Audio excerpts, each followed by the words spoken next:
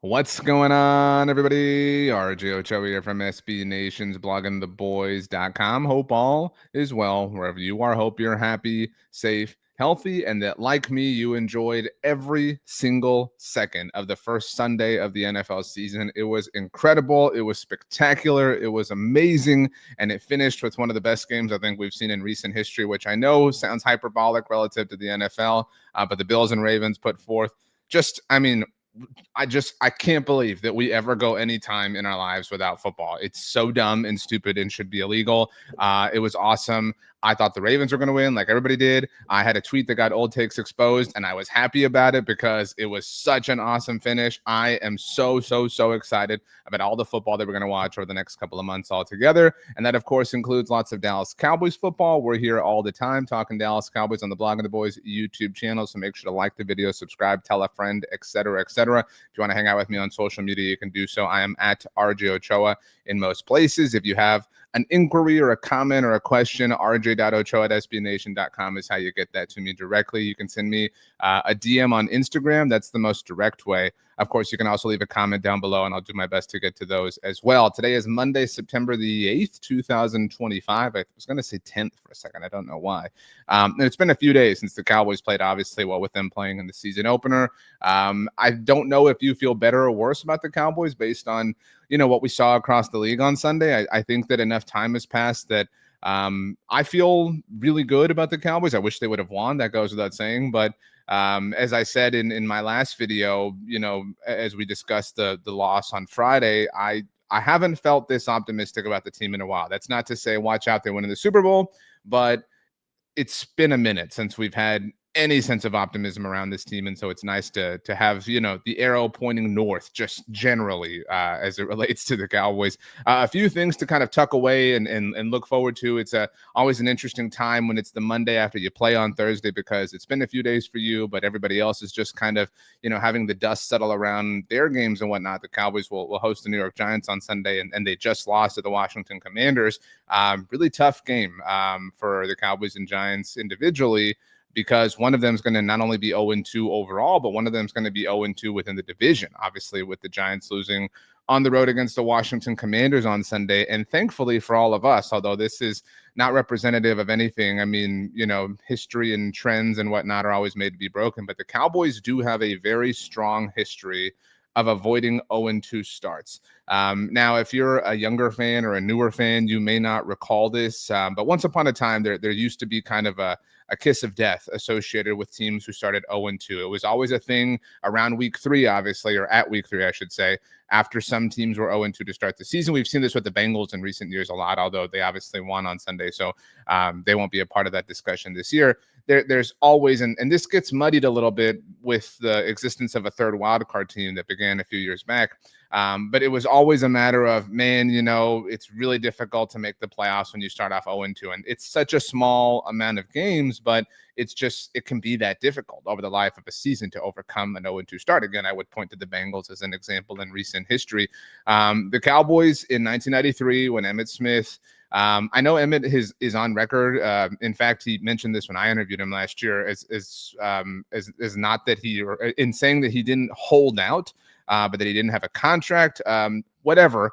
But Emmitt Smith's contractual debate with the Cowboys in 1993 led to him missing the first 2 games. You know that story.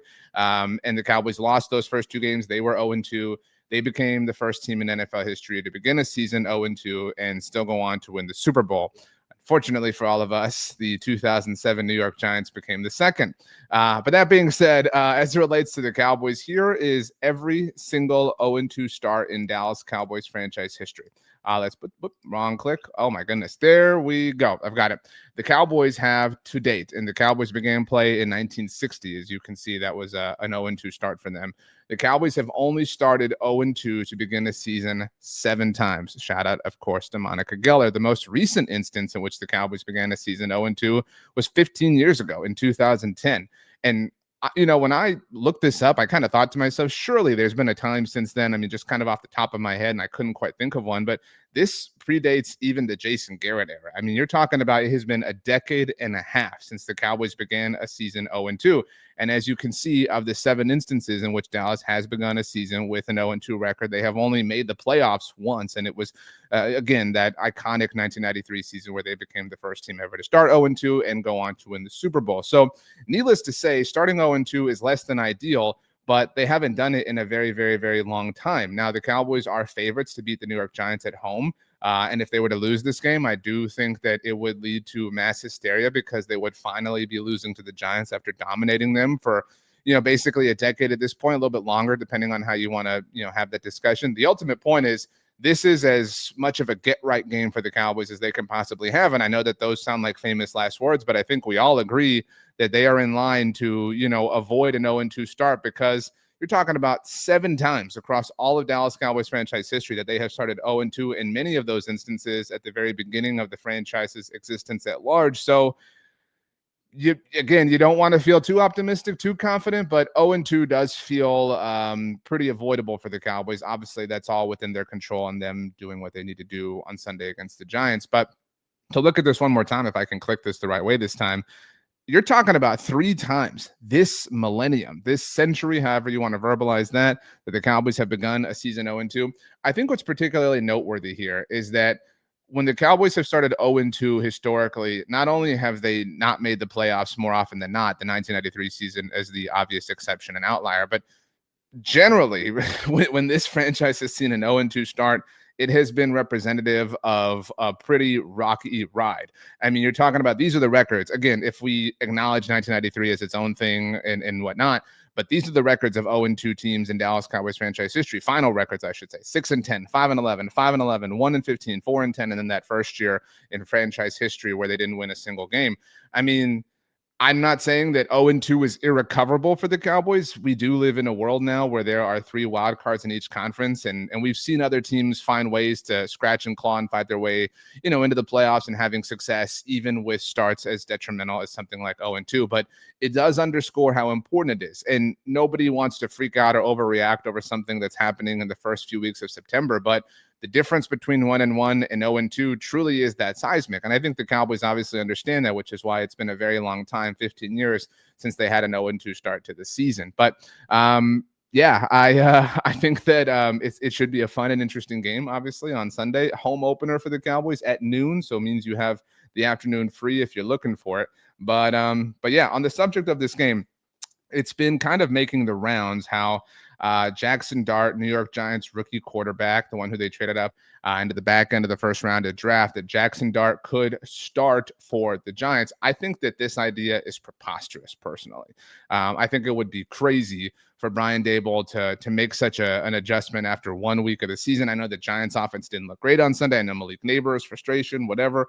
But if you're Brian Daboll and you were truly ready to jump to Jackson Dart that quickly, then I would question why you didn't start Jackson Dart in week 1 to begin with. But that's neither here nor there. We're not here to really fully discuss this, but it does remain true that Jackson Dart could be the starting quarterback for the Giants on Sunday. What exactly did Brian Daboll say? Well, a big shout out to my friend Ed Valentine at Big Blue View, who wrote this article, chasing down Ed, trying to get him on this week so we can get the Giants side of things as it relates to the Cowboys. This is Ed's article that went out on Sunday. Brian Daboll opens the door to Jackson Dart taking over as Giants starting quarterback. Okay, what exactly did he say? So this is Brian Daboll right after the loss of the Commanders. I mean, we're just right here after the game. Daboll said Sunday afternoon, I have confidence in Russell. We've got to do better overall. Coaches, players, everybody, so we'll get focused and ready to go on to Dallas. Daboll was then given a second chance to declare Wilson the starter. He again did not give an unequivocal yes. I have confidence in Russell, so we're going to go back. We'll evaluate the tape. Daboll said, this game isn't on Russell Wilson. It's not on, and then to repeat that, this game isn't on Russell Wilson. It's not on Russell Wilson. Trust me, everybody, this isn't a Russell Wilson issue. I want to make that clear. I have confidence in Russell. These 4 sentences in a row, these 4 specifically, sound a little bit like cope, and I understand that, and whatever. But again, so read these in a row. This game isn't on Russell Wilson. It's not on Russell Wilson. I want to make that clear. I have confidence in Russell. Okay, we definitely believe you, Brian, for sure. We've got to do a better job all the way around. As Ed notes here, that still is not a definitive Wilson is the week 2 starter statement. I will say that what leads me to believe that it's possible that the Giants start Jackson Dart. It's a very difficult sentence to say, but the only reason I think it's possible that the Giants could play Jackson Dart in week 2 and make an adjustment that quickly is because the Giants coaching staff is clearly in some hot water. The Giants coaching staff clearly has to figure things out this season. And so that puts coaching staffs, we've seen this over the course of all NFL history, in different situations to make different decisions. Not to say one is right or wrong or whatever, but it does on one level, I think, sound a little absurd to say, well, dude, if you were willing to make an adjustment from week 1 to week 2, why didn't you just make this decision before week 1? That's a very fair and logical question for Brian Daboll. But I think that when you are up against it the way Brian Daboll and the Giants coaching staff seems to be, I think it leads you to be a little bit more reactive and a little bit more desperate. And that's not to mock the Giants in that situation. It's just to assess where they're at. And it's to, try to figure out why the Giants could be willing to make a change at quarterback so soon on in the season. So it remains to be seen if Jackson Dart is going to start at quarterback for the Giants. But if he does, and he's making his first start against the Dallas Cowboys, I think that bodes well for Dallas. Obviously, rookie quarterbacks come in all the time and have success right away. But not that any Cowboys fan right now, I think, holds a high level of fear of Russell Wilson. But in fact, I think most Cowboys fans would prefer to face Russell Wilson. So it just kind of speaks to where the Giants are, these days as a franchise. But it is certainly an interesting story that we'll get the answer to as the week unfolds. As it relates to the game, I think this is interesting. I always find this interesting. I always find betting lines interesting, and I don't mean to drown you out with betting. I'm not here to talk about it from the perspective of put your money here, do what you want. Live your life. But it is interesting what it tells us about games and how odds makers view these games. And that's why last week I kept saying till I was blue in the face that 8.5, 7.5 didn't make any sense for the Cowboys as far as being underdogs against the Eagles. They wound up losing by 4. So that particular read on the situation wound up being correct. That being said, I found, and we have to qualify everything this time of year with the fact that it's still, I was going to say it's still early, but it's the very beginning. And so everybody, odds makers included, is figuring out who these teams are. And so I think about a month in, you start to kind of see these numbers and these lines and these spreads really stabilize and things begin to feel and operate in a more chalk manner. But that being said, I looked at the Cowboys Giants line for week 2 about 10 a.m., 10:30 a.m. Central Standard Time on Sunday. So this was before the noon games kicked off. The Giants played at noon. And these things are clearly, obviously, always subject to change. And at that moment in time, the Giants were 3-point underdogs for the week 2 game against the Cowboys, which is truly just a home field advantage. So interesting that at that point in time, odds makers believed the Cowboys and Giants would be equal teams on a neutral field. But as soon as the game was over, things change and whatnot. And that line moved from Dallas -3 to Dallas -4.5, which is where it currently sits at this moment in time. I think that's still, a little bit interesting, but, lends more into the Cowboys' favor. You don't know if that factors in Jackson Dart over Russell Wilson or whatever. That feels a little bit right now. I think everybody has a higher level of confidence in the Cowboys ahead or in response to week 1 and how they looked, even though they lost. And I think it's fair to say maybe whatever optimism people did or may have had in the Giants is a little bit tempered after the way they played on Sunday at Washington. So 4.5 feels fair. I think if the Cowboys are to win a game, they'll start to kind of be viewed in a different manner. But 4.5, I feel like properly represents the way I think we anticipate the Cowboys to handle the Giants on Sunday at AT&T Stadium. Okay, so we've gotten to the Jackson Dart thing. Started looking ahead to the Giants. I think we've been ready for week 2, obviously, for a few days now, what with Dallas playing on Thursday, like we mentioned. For a little while, it's just the reality of the situation. The Micah Parsons stuff is going to keep popping up different ways, and I think that will fully, begin to finally dissipate after week 4 when the Cowboys play the Packers, because that will, for obvious reasons, be a big story. But that being said, the dust is settling only for it to get flared back up, obviously, ahead of that game. 2 things relative to the Micah Parsons situation. Let's go in chronological order here. On Sunday morning, always interesting to see the national insiders kind of empty their notebooks on the pregame shows and reports and whatnot. It's just kind of part of the weekly NFL ritual. And Jay Glazer on Fox had the report as to what the Philadelphia Eagles offered the Dallas Cowboys, allegedly offered the Dallas Cowboys, in discussing a hypothetical potential trade for Micah Parsons. Obviously, we know the Cowboys took the Packers offer, not the Eagles, but it is interesting to consider what the Eagles, allegedly offered and wonder or debate whether or not the Cowboys made the right decision. So let's take a look. Wrote about this on Sunday at bloggingtheboys.com. Very simple for you. Here's what the Eagles reportedly offered the Cowboys for Micah Parsons. This is it. We know Green Bay's offer is what Dallas ultimately took. First-round picks in 2026 and 2027. We will be tracking that first-round pick in 2026 starting at the end of this NFL week, by the way. So make sure you're checking out Blogging the Boys for that. And Kenny Clark, who we're going to get to in a moment here. This was Philadelphia's reported offer, according to Jay Glazer. First-round picks. These were not listed with years, but it was listed as multiple first-round picks, which we presume to mean 2026 and 2027. A third-round pick, which did not have an associated year. A fifth-round pick, which did not have an associated year, and other things. It was listed as multiple first, a third, a fifth, among other things. Who knows what the other things were? Maybe they were players, whatever the case may be. I think the Cowboys took the right offer. I think the Cowboys made the right decision in taking Green Bay's offer over Philadelphia's. I think that when you talk about trading, I know that some people are willing to trade with division rivals, and I don't think you should ever write off a team to be willing to trade with or operate with, whatever, because then you're just hurting yourself. But I think that in this specific case, I think Dallas was right to take Green Bay's offer for Micah Parsons and not Philadelphia's. I think that Philadelphia with Micah Parsons would be a better team than Green Bay is with Micah Parsons, as great as Green Bay looked on Sunday against Detroit. And so I think your odds of getting a higher pick closer to the top of the order are stronger if Green Bay has Micah Parsons as opposed to Philadelphia. I certainly think there's a narrative factor to if the Eagles had acquired Micah Parsons. I think a lot of Cowboys fans would have been particularly upset. Maybe you feel like that doesn't matter. This all does kind of, in some way as well, boil down to the hypothetical third and fifth round picks that the Eagles were offering versus Kenny Clark, who Dallas got from the Packers.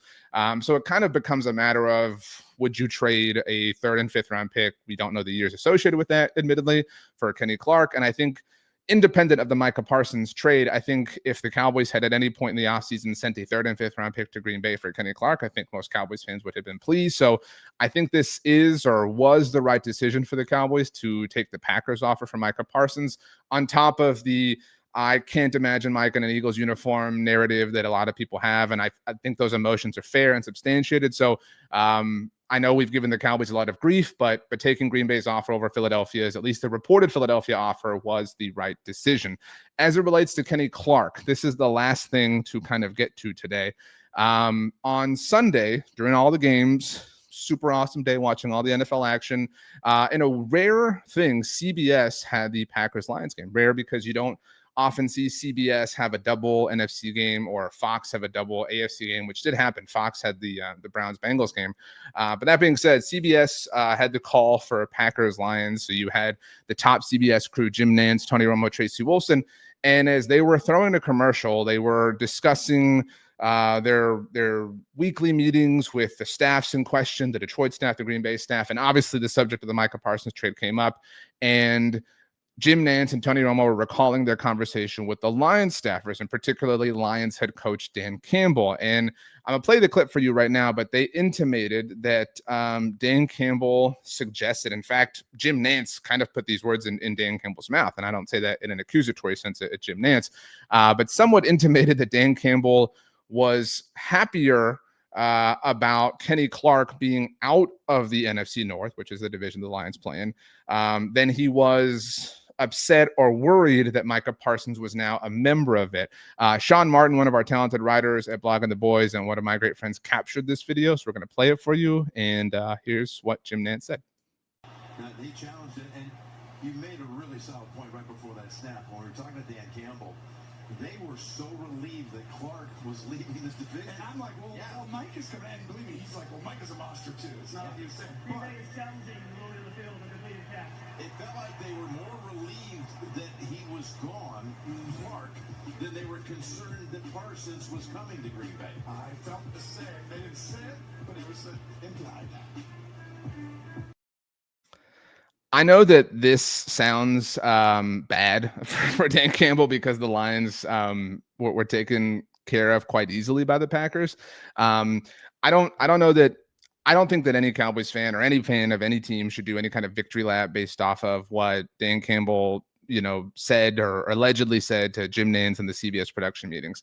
What I think a legitimate and fair and objectively sound takeaway is, and this is corroborated by how he played for the Cowboys in his debut, which notably came only 7 days after having been acquired by the Cowboys. I think the objectively sound, fair, reasonable takeaway is that Kenny Clark is a highly respected player who can really help the Cowboys. And we can discuss and debate and bicker about or whatever about the way that Kenny Clark wound up on the Cowboys roster. But ultimately, that particular part of the transaction, Kenny Clark joining the Cowboys, is an overwhelming positive. I think that that's agreed upon by the Cowboys. I think that's agreed upon by the Packers. I think that's agreed upon by teams who know the Packers well, which again is corroborated by what Dan Campbell allegedly told Jim Nantz, Tony Romo, and Tracy Wolfson. So the Kenny Clark phenomenon for the Cowboys is a very, very good one, and that deserves some kudos towards the Cowboys front office, that they identified a player who could receive, such a high check, high passing grade from literally all parties involved and affected. So good for the Cowboys making sure that Kenny Clark was a part of the trade. It's kind of a sleepy Monday because the Cowboys played on Thursday, and Tuesday will be a little bit similar. And obviously on Tuesday, week 1 will be officially wrapped up with Monday Night Football on the books and the whole world moving on to week 2. Like I said, chasing down Ed Valentine from Big Blue View for a conversation this week to talk all things Cowboys Giants. But on the subject of all things Cowboys Giants, we will have another episode of the NFC East mixtape here on the Blog on the Boys YouTube channel and the Bleeding Green Nation YouTube channel as well, between myself and Brandon Lee Gowton. My name is RJ Ochoa. You can follow me on any level of social media. You can like this video, subscribe for daily videos, live videos, all sorts of discussion as things pertain to the Dallas Cowboys. If you want to email me, like I said, rj.ochoa@sbnation.com is how you do so. For now, I'm going to bid you adieu. I'm going to hope you have a wonderful start to your week. I hope, unlike me, all of your fantasy teams do well. Here's the thing. All right, look, I am a very proud Sun Devil. I'm in grad school with the University of Florida. Arizona State, Gators, both lost on Saturday. Obviously, the Cowboys lost on Thursday. All my fantasy stuff failed on Sunday. We've all had those weeks. And we've had the opposite weeks too, where it feels like you can't lose and everything's going your way. So I'm ready for week 2. I'm ready to kind of reset and look forward, even though Florida has LSU on Saturday night and my expectations are about as low as they could possibly be. But that's a conversation for a different day. Let's go ahead and let's get out of here. Thank you so much, everybody, for hanging out, and we will see you next time.